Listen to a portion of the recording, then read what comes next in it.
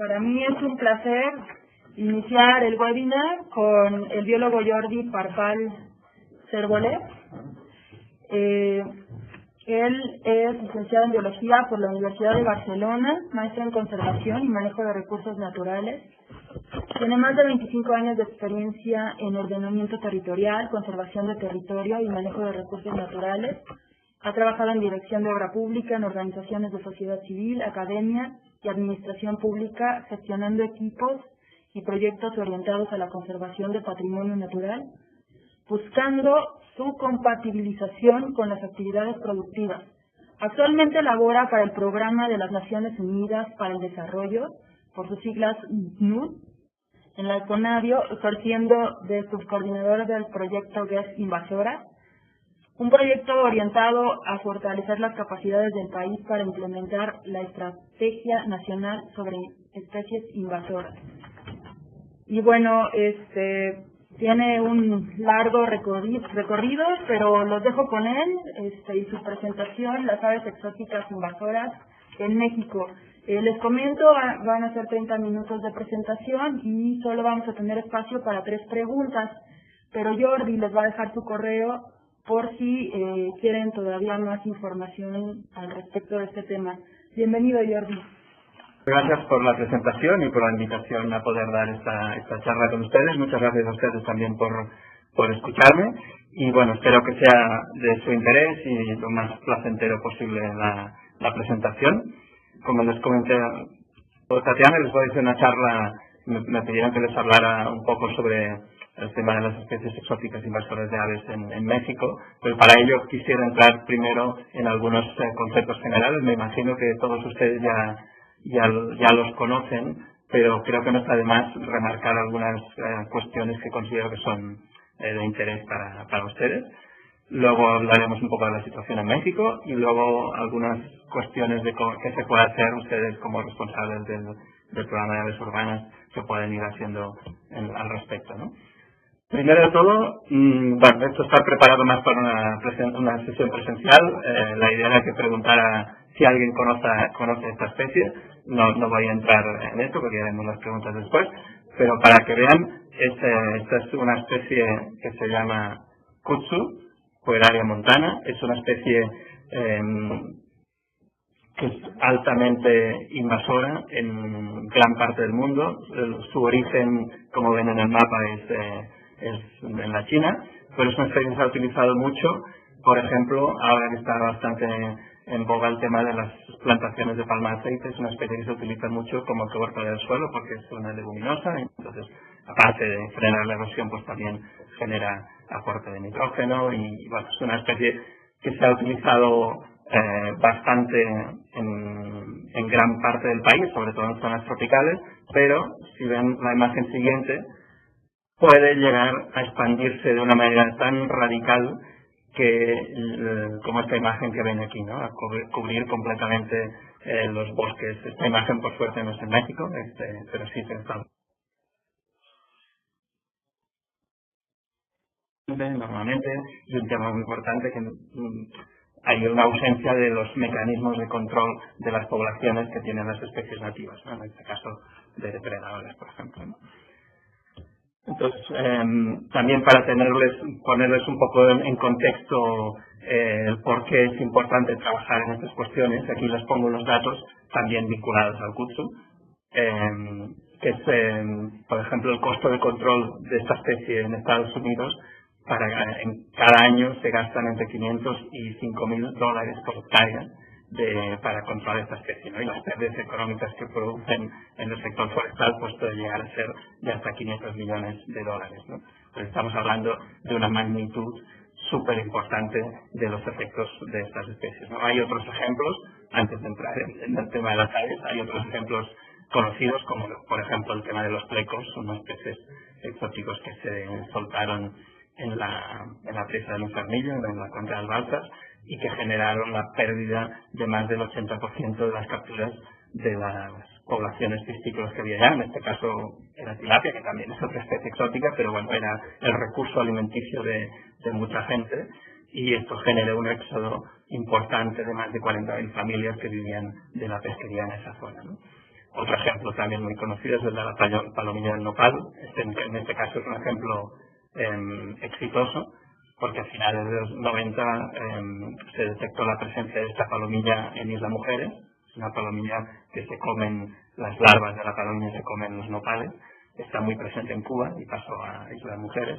Imagínense si esta especie, si estas larvas se hubieran expandido por todo México, ¿no? Las pérdidas cuantiosas económicas que se podrían haber generado con las pérdidas del nopal, ¿no? En este caso se detectó rápidamente y se logró controlar adecuadamente, aunque se trata de una especie que está en Estados Unidos a 100 kilómetros de la frontera. Y por tanto se están gastando mucho dinero entre Senacica y Conafor para hacer un sistema de detección temprana para detectarla la primera vez que entra al país y poder controlarla, ¿no? Ya pasamos al tema más de la charla, hablando de las cuestiones de las aves, y entonces les pongo aquí un ejemplo que sería el perico argentino, la Miospisa monachus, que es, como ven aquí, su área de distribución natural es, como dice su nombre, en toda la zona de Argentina, Uruguay, toda la zona de esa, pero es una especie que también se ha expandido muy rápidamente por muchas partes del mundo. Aquí ven una imagen como está muy presente en México, en Estados Unidos, pero también en Europa y en otras zonas, debido sobre todo, luego entraremos con más detalle, a que es una especie muy utilizada como mascota en comercio, ¿no? Entonces la gente la tiene en las casas y cuando se cansan porque hace ruido o por lo que sea, la sueltan o se escapan o así, ¿no? Entonces este es el motivo. Ven en la gráfica de la derecha la curva. Esto es un ejemplo en Florida, como en 30 años aumentó la población rapidísimamente, ¿no? Este sería un mapa que simplemente me pasaron el equipo de NACHE de los puntos con presencia del perico monje en México en 2017.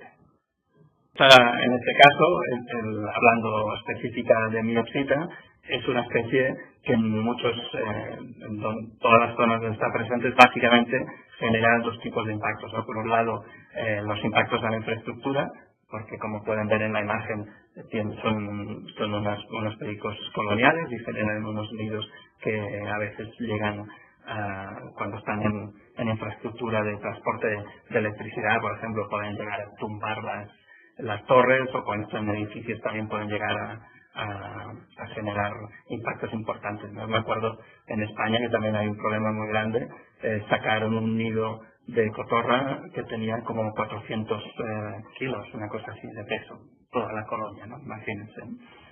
Y también genera muchos daños a cultivos.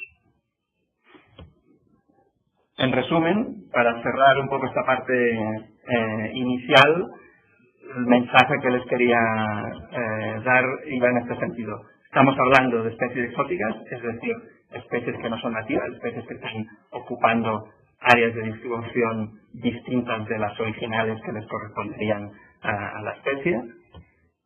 Una especie exótica invasora es aquella que es exótica, evidentemente, que está fuera de su área de distribución natural, pero que además es capaz de sobrevivir, de reproducirse y de establecerse en hábitats y en ecosistemas de otras áreas.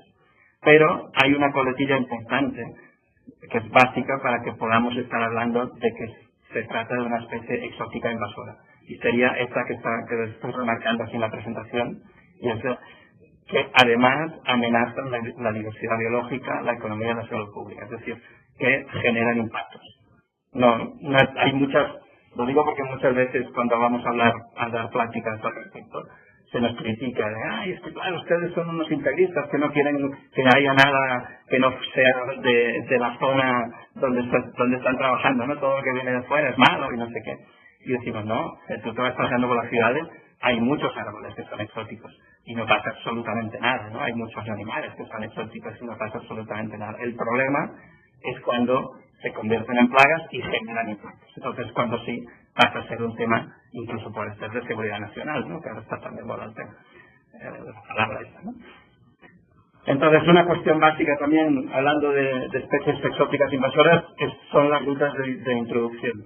Se trata, o sea, en los últimos años, debido sobre todo al comercio internacional tan intenso, pues se ha incrementado muchísimo la presencia de especies exóticas en otras áreas donde de manera natural no tenían posibilidades de llegar, ¿no? También hay maneras de introducción natural, por ejemplo, llegan a veces por huracanes o por fenómenos naturales intensos, pero el mayor vector de transporte de este tipo de especies es el comercio, ya sea intencional o ya sea porque vienen adheridos, por ejemplo, muchos organismos que vienen adheridos en los cascos de los buques y que llegan al puerto de destino y ahí los limpian y se quedan en el fondo o en las aguas del lastre, que cuando vacían las aguas del lastre pues salen todo lo que lleva el agua, ¿no?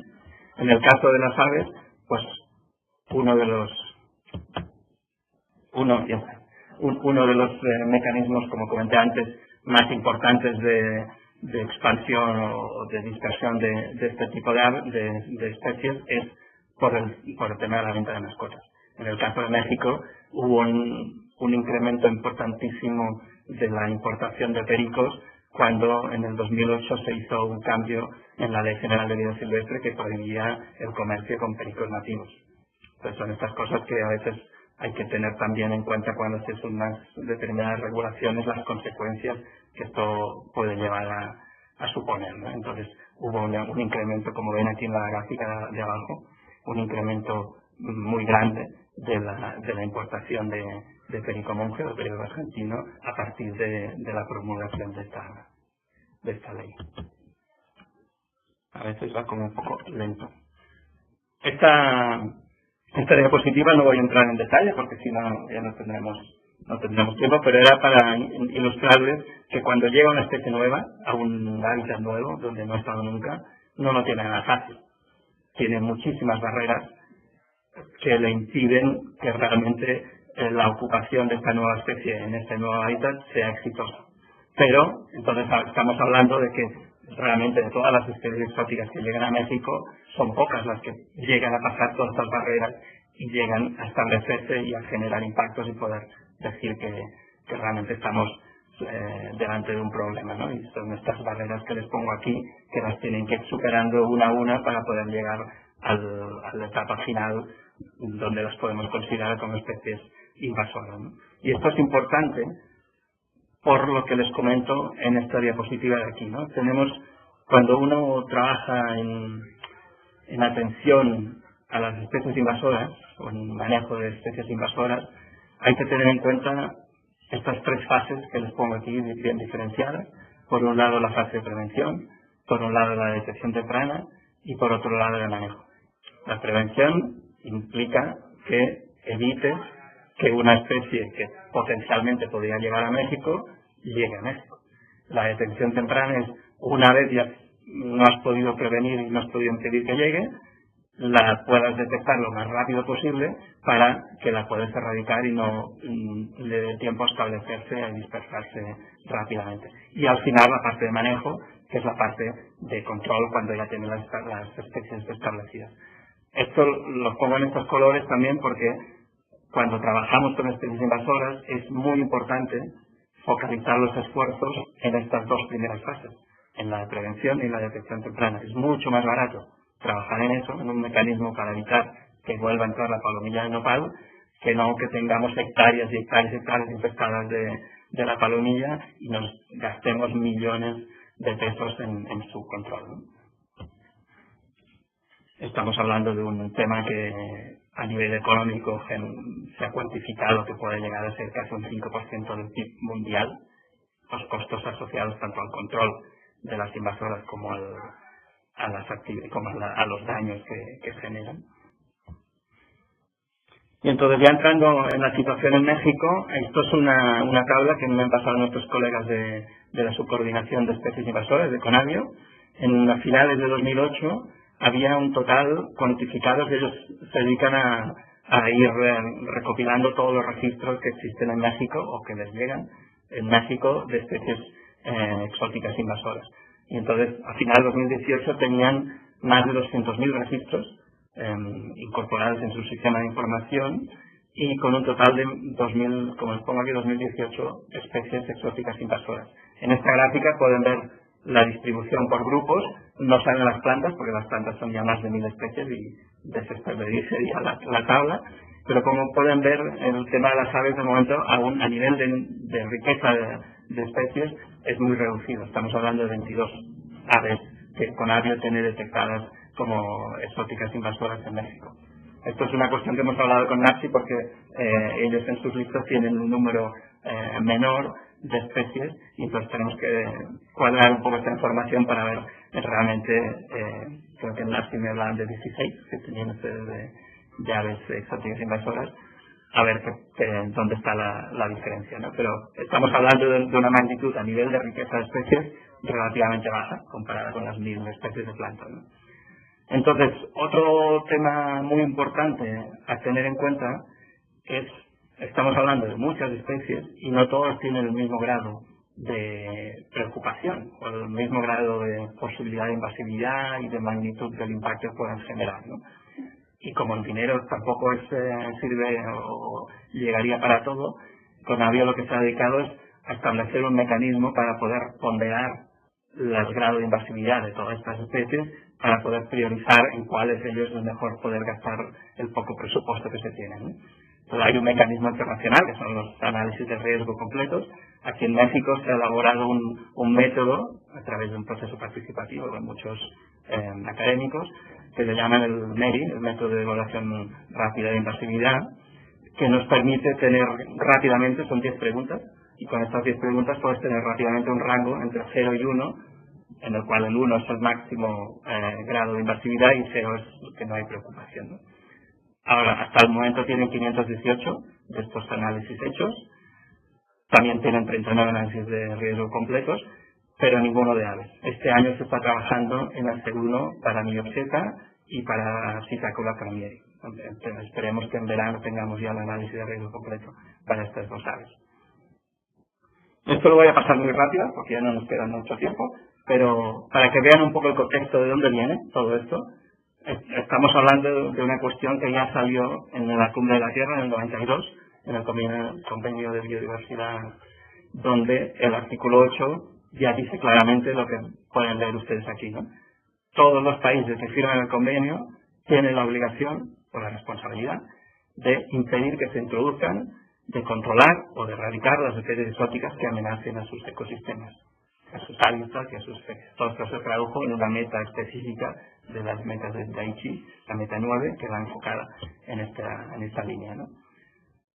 México, cuando firmó el convenio de biodiversidad, se puso a la labor de elaborar una estrategia nacional sobre especies invasoras, que es la que ven aquí ustedes en la pantalla, que culminó todo el trabajo en 2010.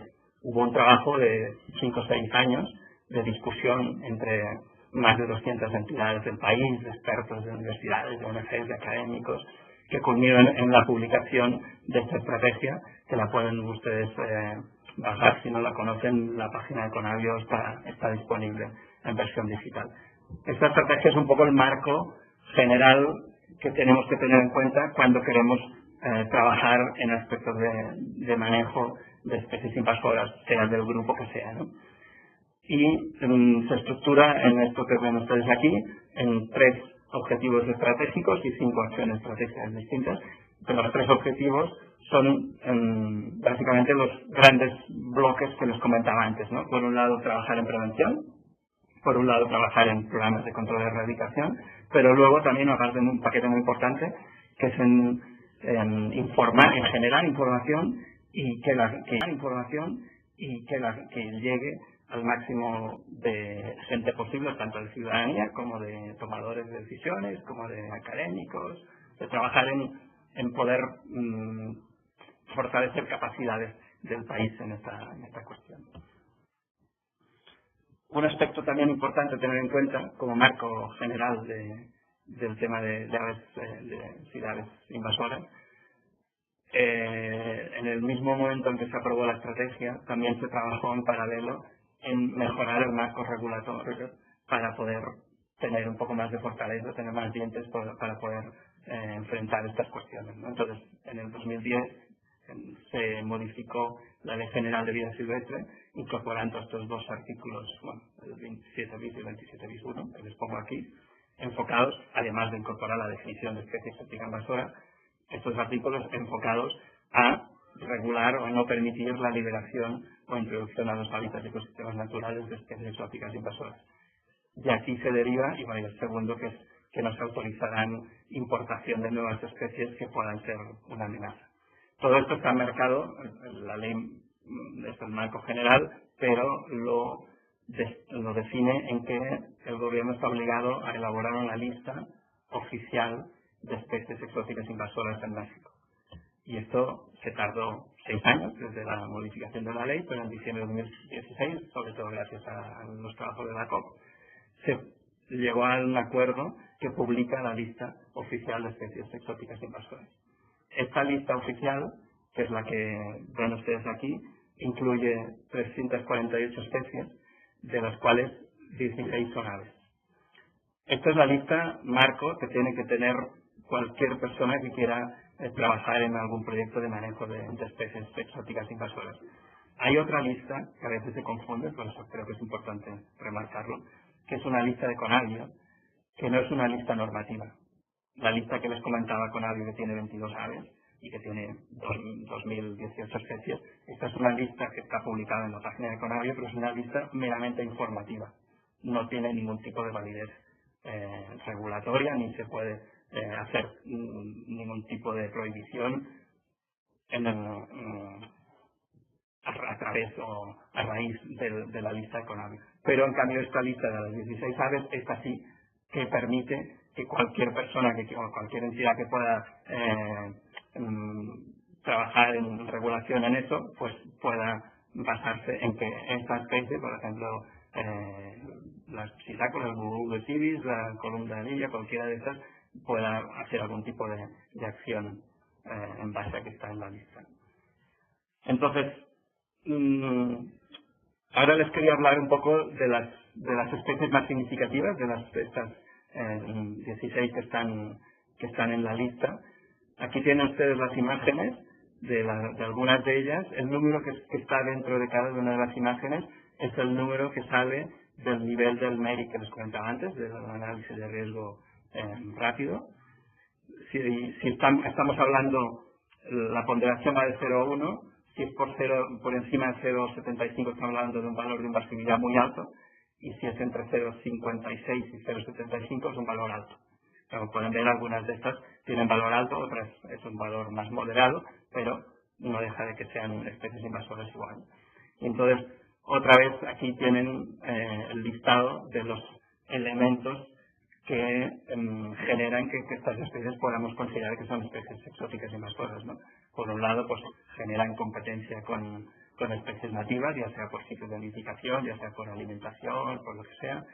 Pueden generar depredación sobre, por ejemplo, Bucurus hibis puede llegar a depredar incluso pequeños anfibios o larvas o insectos. Generan a veces muchos problemas de alteración de hábitats por remoción del suelo, por cuestiones de estas. Y básicamente, hablando de aves, los dos principales problemas que generan son daños a la agricultura en muchas de estas especies, sobre todo las de loros, pero esturnos también puede llegar a ¿cómo se llama? Una parvada. Una parvada de aves puede llevar a comerse en pocos días toda la producción de aceitunas de un productor, ¿no? Pero fíjense que son especies que llegan en muchos ejemplares juntos, ¿no? O daños para la infraestructura cuando se trata de aves coloniales, como les comentaba. Y un tema muy importante también, por ejemplo, el tordo o algunos de estos también pueden generar transmisión de enfermedades, como por ejemplo podría ser la gripe aviar, en el caso del faisán, pueden llegar a transmitir enfermedades a las especies nativas, incluso al hombre en algunos casos, no, pero básicamente a las especies nativas. Ya voy acabando, porque dejemos tiempo también para las preguntas.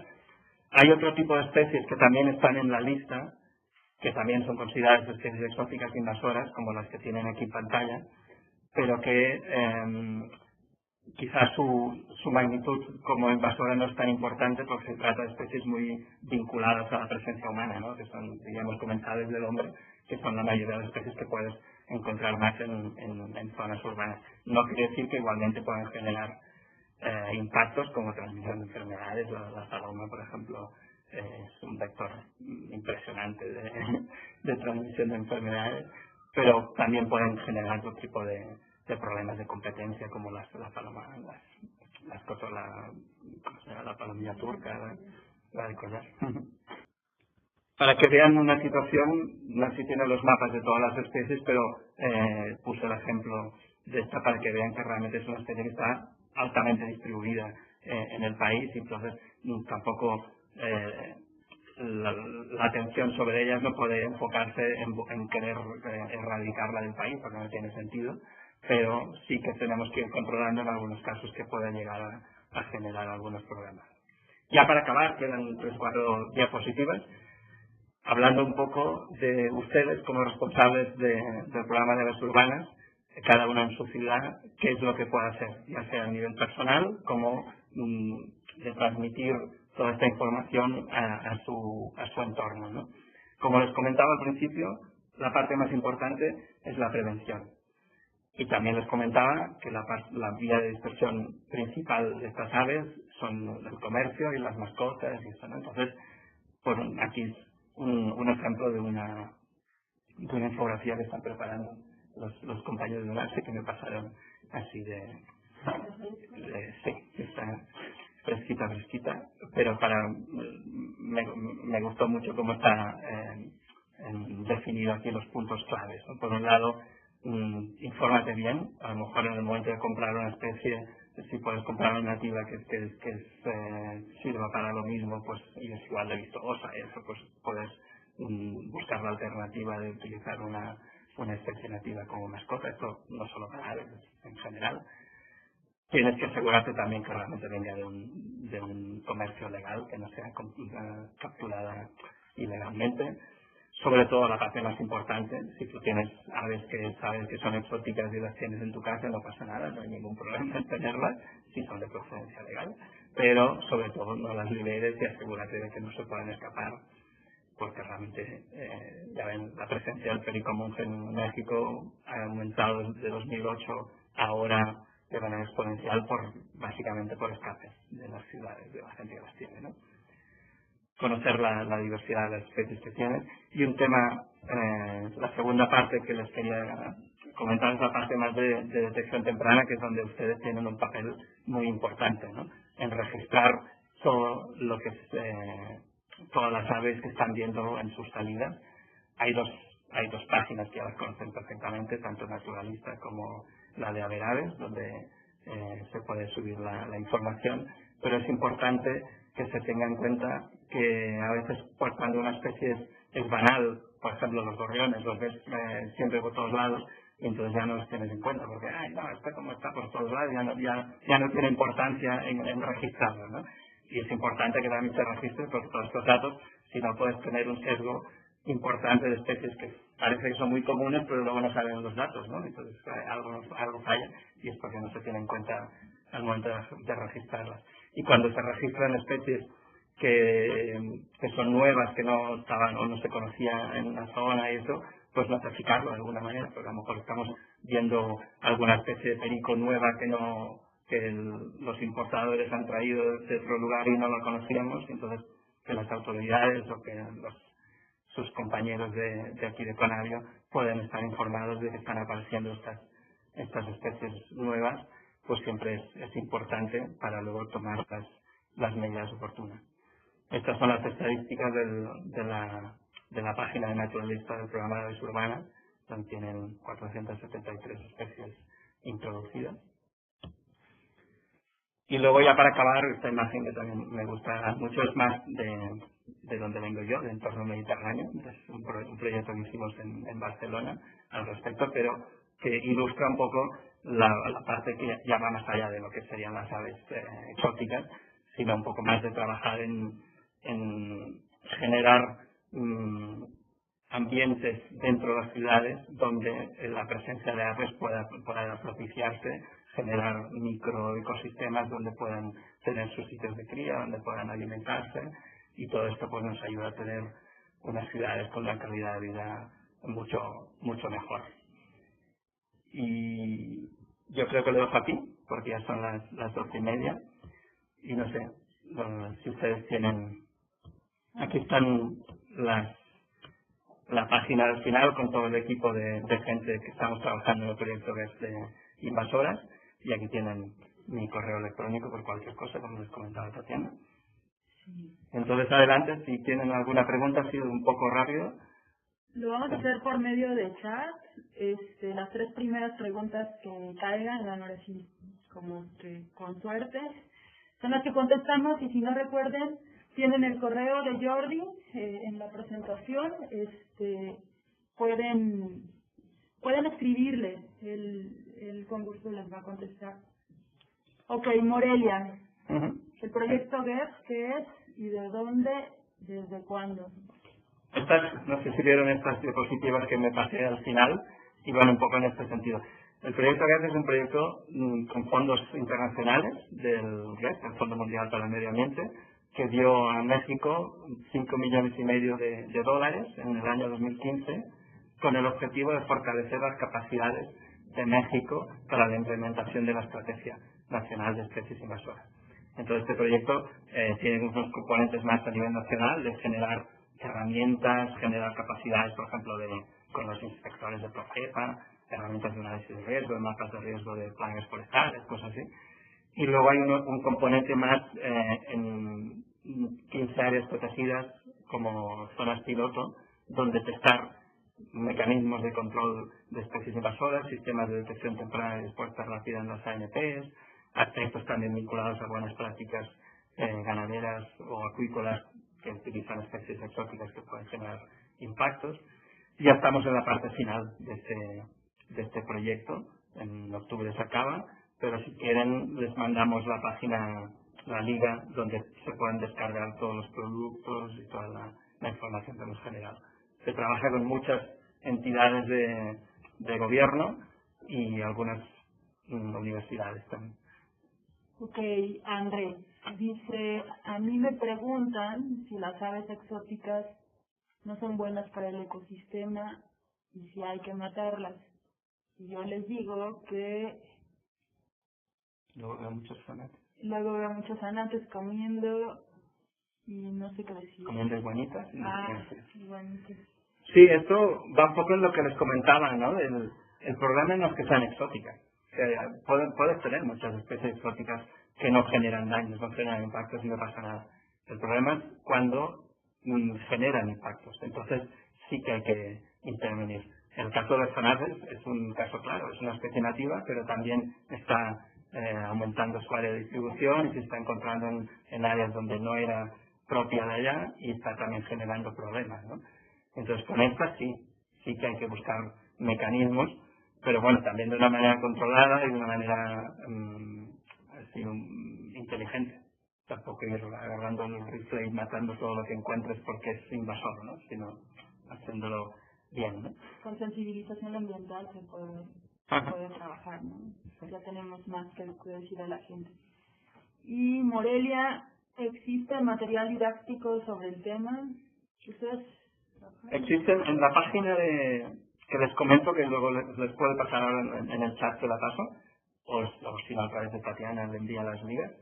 Nosotros hemos elaborado algo de material didáctico, pero más enfocado a algunas ANPs.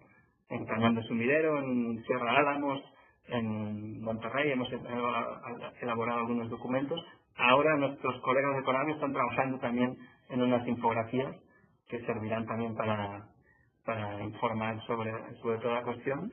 Y bueno, les paso la liga donde hay una carpeta con todo el material didáctico que hemos elaborado. Tenemos también unos imanes y estamos preparando una exposición itinerante sobre el tema. Y sí, se está trabajando bastante en esta línea, ¿no? Bueno, tenemos otros 4 minutos. La otra es la lista oficial, ¿de qué página la podemos descargar? Entendí que la que podemos descargar es la de Conavio, pero no, o sea, están las dos. La de Conavio la puedes descargar en la página de Conavio y la de Semarnat se puede descargar en la página de Semarnat. Si quieren, todo esto lo recopilo ahora y tú les puedes enviar un correo con todas estas ligas donde pueden bajar toda esta información. Además, recuerden que esto se está grabando, entonces la presentación la van a poder volver a ver las veces que quieran. Y, o sea, por lo que explicaste, la lista oficial es la de Semarnat, ¿cierto? Sí. La lista oficial de Semarnat, hay una página específica donde la puedes descargar, pero aparte, en esta misma página está especie por especie. Y entonces, si tú das la liga de la especie, se te abre la ficha donde sale toda esta información, el nivel de invasividad, de dónde es, qué impactos genera, qué métodos de control, sale toda la información para cada una de las especies.